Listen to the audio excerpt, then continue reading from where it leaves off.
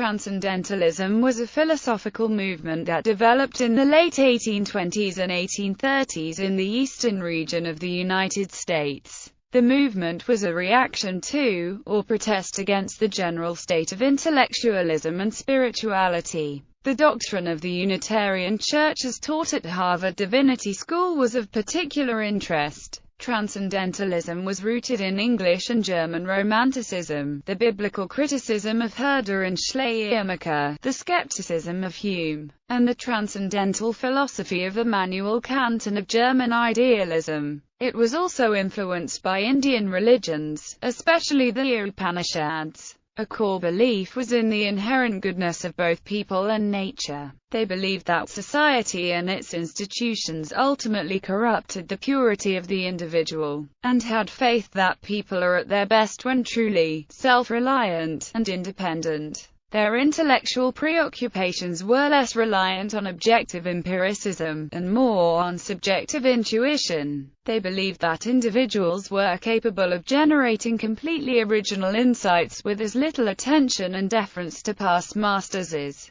possible. History. Origins. Transcendentalism is closely related to Unitarianism, the dominant religious movement in Boston at the early 19th century. It started to develop in the aftermath of Unitarianism taking hold at Harvard University, following the elections of Henry Ware Sr. as the Hollis Professor of Divinity in 1805, and of John Thornton Kirkland as president in 1810. Rather than as a rejection of Unitarianism, Transcendentalism evolved as an organic consequence of the Unitarian emphasis on free conscience and the value of intellectual reason. They were not, however, content with the sobriety, mildness and calm rationalism of Unitarianism. Instead, they longed for a more intense spiritual experience. Stated in alternate terms, Transcendentalism was not born as a counter-movement to Unitarianism, but as a parallel movement to the very ideas introduced by the Unitarians.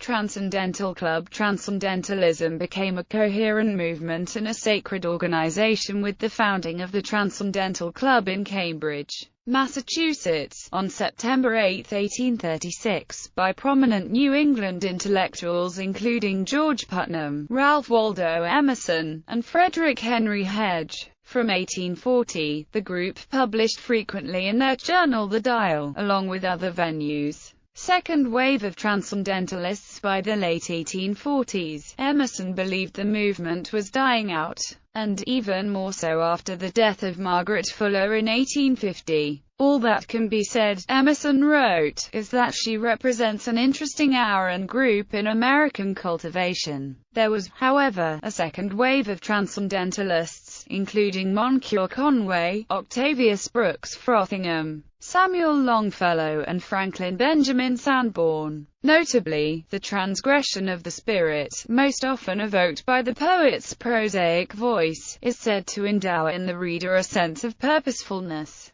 This is the underlying theme in the majority of Transcendentalist essays and papers, all of which are centered on subjects which assert a love for individual expression. Though the group was mostly made up of struggling aesthetes, the wealthiest among them was Samuel Gray Ward, who, after a few contributions to The Dial, focused on his banking career. Beliefs. Transcendentalists were strong believers in the power of the individual. Their beliefs are closely linked with those of the Romantics, but differed by an attempt to embrace, or at least, to not oppose the empiricism of science. Transcendental knowledge. The Transcendentalists desired to ground their religion and philosophy in transcendental principles. Principles not based on, or falsifiable by, physical experience, but deriving from the inner spiritual or mental essence of the human. It was rooted in English and German Romanticism, the biblical criticism of Herder and Schleiermacher, and the skepticism of Hume, and the transcendental philosophy of Immanuel Kant, interpreting Kant's a priori categories as a priori knowledge. The Transcendentalists were largely unacquainted with German philosophy in the original, and relied primarily on the writings of Thomas Carlyle, Samuel Taylor Coleridge, Victor Cousin, Germain de Staël, and other English and French commentators for their knowledge of it. In contrast, they were intimately familiar with the English Romantics, and the Transcendental movement may be partially described as a slightly later American outgrowth of Romanticism. Another major influence was the mystical spiritualism of Emanuel Swedenborg. Individualism. Transcendentalists believed that society and its institutions, particularly organized religion and political parties, ultimately corrupted the purity of the individual. They had faith that people are at their best when truly self-reliant and independent. It is only from such real individuals that true community could be formed. Even with this necessary individuality, the Transcendentalists also believed that all people possessed a piece of the Oversoul. Because the Oversoul is one, this also united all people as one being. Indian religions. Transcendentalism has been influenced by Indian religions. Thoreau in Walden spoke of the Transcendentalists' debt to Indian religions directly. In the morning I bathe my intellect in the stupendous and cosmogonal philosophy of the Bhagavad Gita, since whose composition years of the gods have elapsed, and in comparison with which our modern world and its literature seem puny and trivial, and I doubt if that philosophy is not to be referred to a previous state of existence, so remote is its sublimity from our conceptions. I lay down the book and go to my well for water, and lo, there I meet the servant of the Brahman, priest of Brahma, and Vishnu and Indra, who still sits in his temple on the Ganges reading the Vedas, or dwells at the root of a tree with his crust and water jug.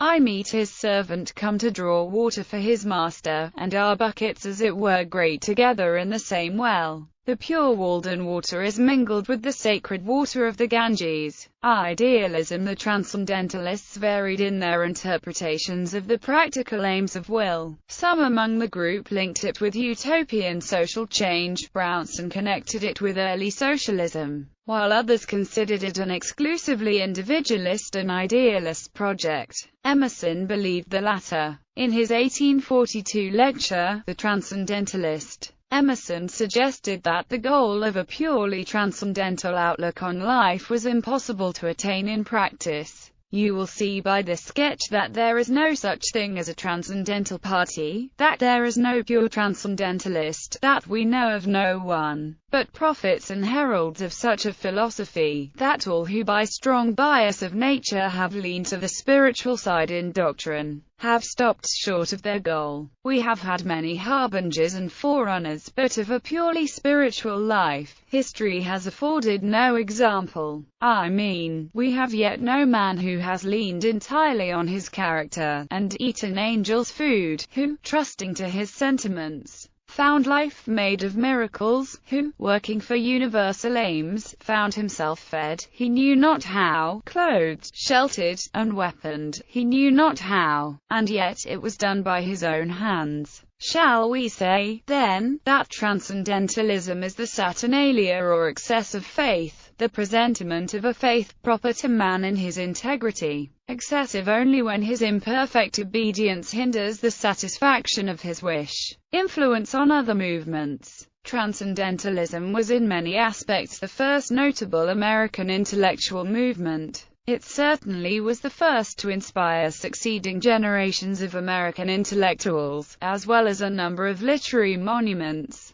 The movement directly influenced the growing movement of mental sciences of the mid-19th century, which would later become known as the New Thought movement. New Thought considers Emerson its intellectual father, Emma Curtis Hopkins, the teacher of teachers, Ernest Holmes, founder of religious science, the Fillmores, founders of Unity, and Melinda Kramer and Nona L. Brooks, the founders of divine science, were all greatly influenced by Transcendentalism. In the 19th century, under the influence of Ralph Waldo Emerson and other Transcendentalists, Unitarianism began its long journey from liberal Protestantism to its present more pluralist form. Transcendentalism also influenced Hinduism. Ram Mohan Roy, the founder of the Brahm Samaj, rejected Hindu mythology, but also the Christian Trinity. He found that Unitarianism came closest to true Christianity, and had a strong sympathy for the Unitarians. who were closely connected to the Transcendentalists. Ram Mohan Roy founded a missionary committee in Calcutta, and in 1828 asked for support for missionary activities from the American Unitarians. By 1829, Roy had abandoned the Unitarian Committee, but after Roy's death, the Brahmin Samaj kept close ties to the Unitarian Church, who strived towards a rational faith, social reform, and the joining of these two in a renewed religion. Its theology was called Neo-Vedanta by Christian commentators, and has been highly influential in the modern popular understanding of Hinduism, but also of modern Western spirituality, which re-imported the Unitarian influences in the disguise of the seemingly age-old Neo-Vedanta. Major figures. The major figures in the movement were Ralph Waldo Emerson, Henry David Thoreau, Margaret Fuller, and Amos Bronson Alcott. Other prominent Transcendentalists included Louisa May Alcott, Charles Timothy Brooks, Orestes Brownson, William Ellery Channing, William Henry Channing, James Freeman Clarke, Christopher Pierce Cranch,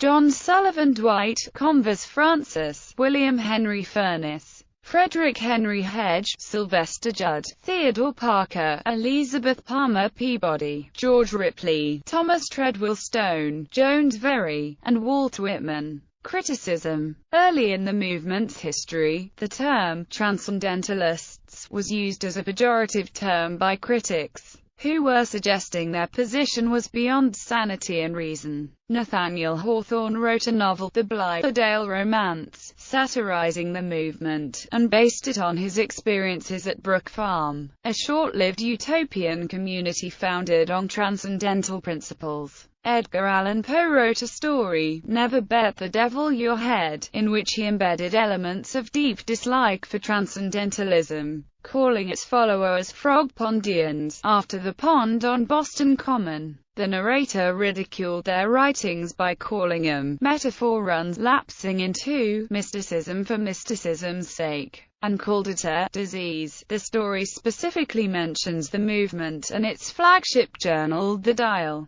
though Poe denied that he had any specific targets. In Poe's essay, The Philosophy of Composition, he offers criticism denouncing the excess of the suggested meaning